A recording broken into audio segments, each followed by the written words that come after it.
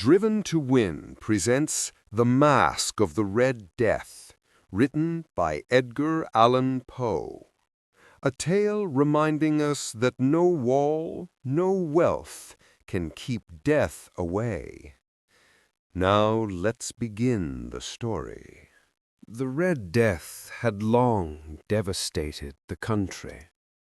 No pestilence had ever been so fatal or so hideous. Blood was its avatar and its seal, the redness and the horror of blood. There were sharp pains and sudden dizziness, and then profuse bleedings at the pores with dissolution. The scarlet stains upon the body, and especially upon the face of the victim, were the pest ban which shut him out from the aid and from the sympathy of his fellow men. And the whole seizure, progress, and termination of the disease were the incidents of half an hour. But the Prince Prospero was happy and dauntless and sagacious. When his dominions were half depopulated, he summoned to his presence 1,000 hale and light-hearted friends from among the knights and dames of his court, and with these retired to the deep seclusion of one of his castellated abbeys. This was an extensive and magnificent structure, the creation of the prince's own eccentric yet august caste. A strong and lofty wall girdled it in. This wall had gates of iron. The courtiers, having entered, brought furnaces and massy hammers and welded the bolts. They resolved to leave means neither of ingress or egress to the sudden impulses of despair from without, or of frenzy from within. The abbey was amply provisioned. With such precautions, the courtiers might bid defiance to contagion. The external world could take care of itself. In the meantime, it was folly to grieve or to think. The prince had provided all the appliances of pleasure. There were buffoons, there were improvisatori, there were ballet dancers, there were musicians, there were cards, there was beauty, there was wine. All these and security were within. Without was the Red Death. It was towards the close of the 5th or 6th month of his seclusion, and while the pestilence raged most furiously abroad, that the Prince Prospero entertained his 1,000 friends at a masked ball of the most unusual magnificence. It was a voluptuous scene, that masquerade. But first let me tell of the rooms in which it was held. There were 7. An imperial suite. In many palaces, however, such suites formed a long and straight vista, while the folding doors slide back nearly to the walls on either hand, so that the view of the whole extent is scarcely impeded. Here the case was very different, as might have been expected from the Duke's love of the bazaar. The apartments were so irregularly disposed that the vision embraced but little more than one at a time. There was a sharp turn at every 20 or 30 yards, and at each turn a novel effect. To the right and left, in the middle of each wall, a tall and narrow Gothic window looked out upon a closed corridor which pursued the windings of the suite. These windows were of stained glass, whose color varied in accordance with the prevailing hue of the decorations of the chamber into which it opened. That at the eastern extremity was hung, for example, in blue, and vividly blue were its windows. The second chamber was purple in its ornaments and tapestries, and here the panes were purple. The third was green throughout, and so were the casements. The fourth was furnished and litten with orange, the 5th with white, the 6th with violet. The 7th apartment was closely shrouded in black velvet tapestries that hung all over the ceiling and down the walls, falling in heavy folds upon a carpet of the same material and hue. but in this chamber only, the color of the windows failed to correspond with the decorations. The panes here were scarlet, a deep blood color. Now in no one of the 7 apartments was there any lamp or candelabrum amid the profusion of golden ornaments that lay scattered to and fro or depended from the roof. There was no light of any kind emanating from lamp or candle within the suite of chambers. But in the corridors that followed the suite, there stood, opposite to each window, a heavy tripod bearing a brazier of fire that projected its rays through the tinted glass and so glaringly illumined the room. And thus were produced a multitude of gaudy and fantastic appearances.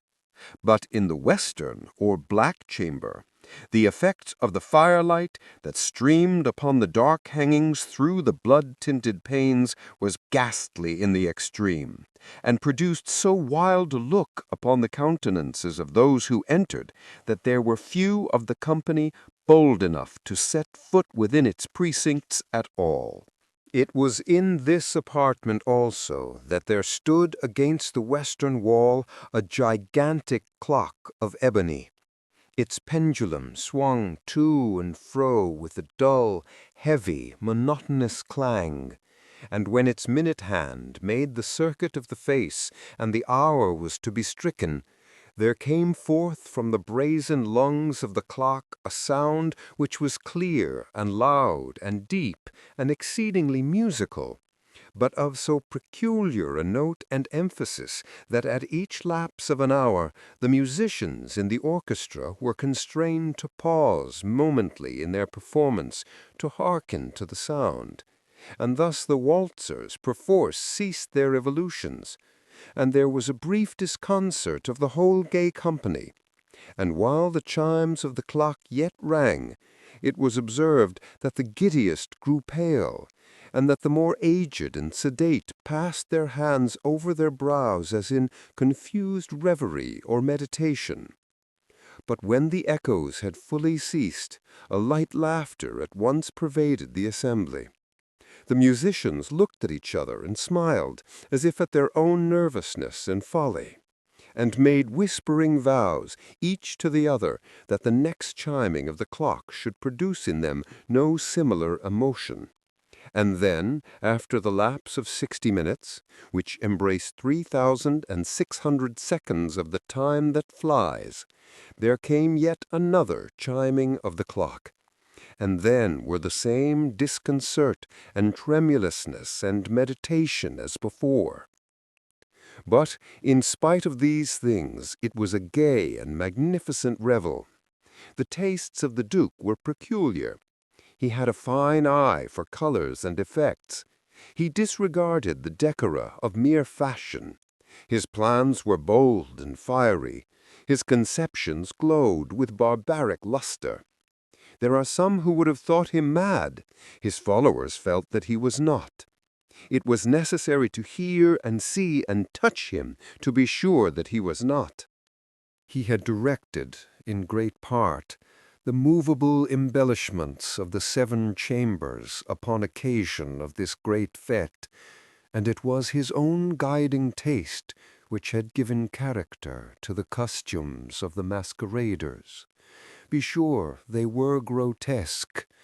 There were much glare and glitter and piquancy and phantasm, much of what has been since seen in Hernani. There were arabesque figures with unsuited limbs and appointments. There were delirious fancies such as the madman fashions. There was much of the beautiful, much of the wanton, much of the bizarre, something of the terrible, and not a little of that which might have excited disgust. To and fro in the 7 chambers there stalked, in fact, a multitude of dreams. And these, the dreams, writhed in and about, taking hue from the rooms, and causing the wild music of the orchestra to seem as the echo of their steps. and anon there strikes the ebony clock which stands in the hall of the velvet. And then, momently, all is still, and all is silent, save the voice of the clock. The dreams are stiff frozen as they stand, but the echoes of the chime die away. They have endured but an instant, and a light, half-subdued laughter floats after them as they depart. And now again the music swells, and the dreams live, and writhe to and fro more merrily than ever, taking hue from the many-tinted windows through which stream the rays from the tripods. But to the chamber which lies most westwardly of the seven, there are now none of the maskers who venture, for the night is waning away, and there flows a ruddier light through the blood-colored panes, and the blackness of the sable drapery appalls, and to him whose foot falls upon the sable carpet, there comes from the near clock of ebony a muffled peal, more solemnly emphatic than any which reaches their ears who indulge in the more remote gaieties of the other apartments. But these other apartments were densely crowded, and in them beat feverishly the heart of life. And the revel went whirlingly on until at length was sounded the 12th hour upon the clock. And then the music ceased, as I have told, and the evolutions of the waltzers were quieted, and there was an uneasy cessation of all things as before. But now there were 12 strokes to be sounded by the bell of the clock. And thus it happened, perhaps, that more of thought crept with more of time into the meditations of the thoughtful among those who revelled. And thus again it happened, perhaps, that before the last echoes of the last chime had utterly sunk into silence, there were many individuals in the crowd who had found leisure to become aware of the presence of a masked figure which had arrested the attention of no single individual before. And the rumor of this new presence having spread itself whisperingly around, there arose at length from the whole company a buzz or murmur, expressive at first of disapprobation and surprise, then, finally, of terror, of horror, and disgust. In an assembly of phantasms such as I have painted, it may well be supposed that no ordinary appearance could have excited such sensation. In truth, the masquerade license of the night was nearly unlimited, but the figure in question had out-Heroded Herod and gone beyond the bounds of even the prince's indefinite decorum. There are chords in the hearts of the most reckless which cannot be touched without emotion. Even with the utterly lost, to whom life and death are equally jests, there are matters of which no jest can be properly made. The whole company, indeed, seemed now deeply to feel that in the costume and bearing of the stranger neither wit nor propriety existed. The figure was tall and gaunt, and shrouded from head to foot in the habiliments of the grave. The mask which concealed the visage was made so nearly to resemble the countenance of a stiffened corpse that the closest scrutiny must have had difficulty in detecting the cheat. And yet all this might have been endured, if not approved, by the mad revellers around. But the mummer had gone so far as to assume the type of the Red Death. His vesture was dabbled in blood, and his broad brow, with all the features of the face, was besprinkled with the scarlet horror. When the eyes of the Prince Prospero fell upon the spectral image, which with a slow and solemn movement, as if more fully to sustain its role, stalked to and fro among the waltzers, he was seen to be convulsed in the first moment with a strong shudder, either of terror or distaste, but in the next his brow reddened with rage. "Who dares?" he demanded hoarsely of the group that stood around him. "Who dares thus to make mockery of our woes? Uncase the varlet, that we may know whom we have to hang tomorrow at sunrise from the battlements. Will no one stir at my bidding? Stop him, and strip him, I say, of those reddened vestures of sacrilege." It was in the eastern or blue chamber in which stood the Prince Prospero as he uttered these words. They rang throughout the 7 rooms loudly and clearly, for the prince was a bold and robust man, and the music had become hushed at the waving of his hand.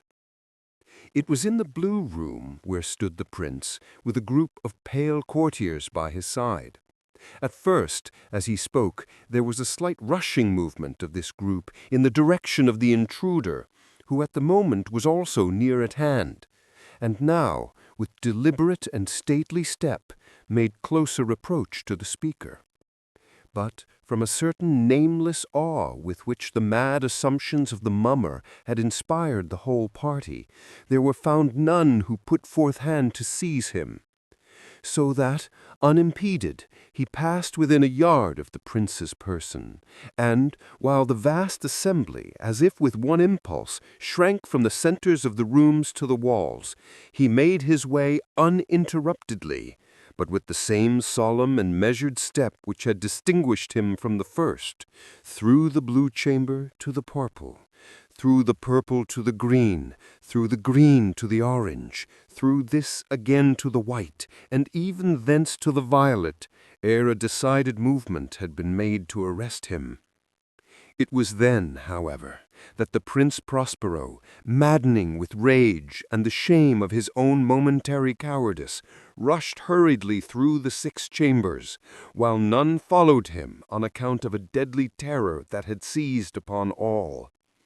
He bore aloft a drawn dagger, and had approached, in rapid impetuosity, to within 3 or 4 feet of the retreating figure, when the latter, having attained the extremity of the velvet apartment, turned suddenly round and confronted his pursuer. There was a sharp cry, and the dagger dropped gleaming upon the sable carpet, upon which, instantly afterwards, fell prostrate in death the Prince Prospero. Then, summoning the wild courage of despair, a throng of the revelers at once threw themselves into the black apartment, and seizing the mummer, whose tall figure stood erect and motionless within the shadow of the ebony clock, gasped in unutterable horror at finding the grave cerements and corpse-like mask which they handled with so violent a rudeness, untenanted by any tangible form. And now was acknowledged the presence of the Red Death.